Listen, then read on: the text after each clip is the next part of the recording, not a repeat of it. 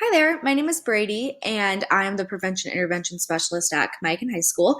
I work for ESD 123, and I'm going to share with you a little bit about our club today. So, our club started off as a SAD club, and we decided to change the name, so our students named it the Kamiakan Love Yourself Club. The goal kind of stayed the same, prevent destructive behavior by introducing positivity and healthy coping skills to our students. And I'm also the youth coordinator for the Kennewit Coalition Key Connection. So Key Connection has a youth coalition, Youth Connection, which I obviously help run.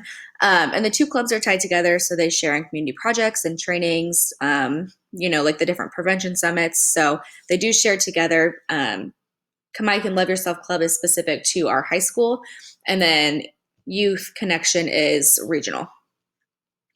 So when I came on board with Kamiakan, this is my second year there, I sent emails out to all of the staff to see if they had any students who were passionate about prevention.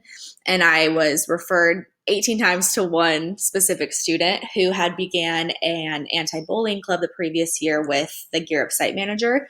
So I reached out to them to see if they wanted to partner up and have a wider umbrella of what the club covered. And I thought that we could get more funding that way and more promotion by having kind of a broader mental health and prevention scheme.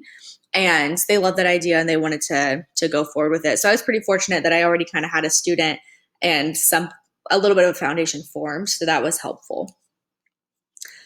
Logistically, we have 7 members currently. That includes a president, a vice president, a treasurer, and a secretary.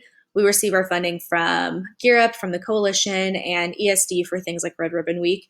And then hopefully ASB soon. We're in the process of getting ASB certified, so that way we can fundraise and spread our club news a little bit more that way. In order to recruit students, we send emails, we hang posters. No one's in the school right now, so the posters aren't super effective, but they will be.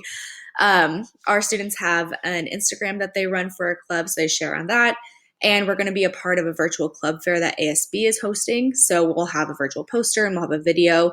So if your school is doing anything like that, definitely try to jump on board. We currently meet once a week for about an hour. We're able to meet in person. We're pretty fortunate. Our library is big enough, so we have social distancing and can wear masks, and our students are safe and we can sanitize.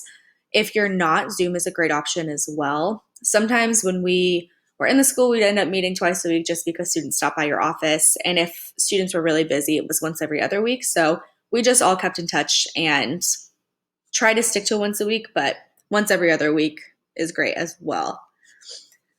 So a project highlight was last year we did Project Kindness, and what we did was survey students on a Friday, and then the following week we did random acts of kindness throughout the week, like passing out candy. We had little challenge cards to do kind things for other people. We held doors open, and then gave the same survey on the following Friday to see if there was a decrease in bullying and an increase in pretty much just positivity all around. And we did see an increase in that, which is pretty fantastic after only a week.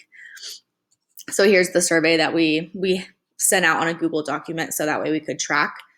And I think the best thing for me as an advisor to see was just how happy our students were making other people happy and making other people's day. And it really gave them great joy.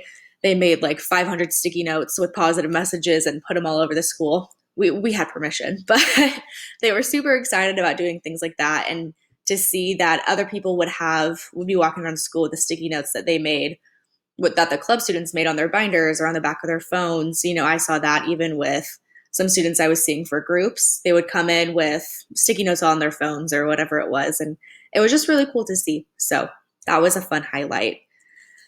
And finally, some tips for virtual club meetings. Try to attend club fairs, promote through the ASB.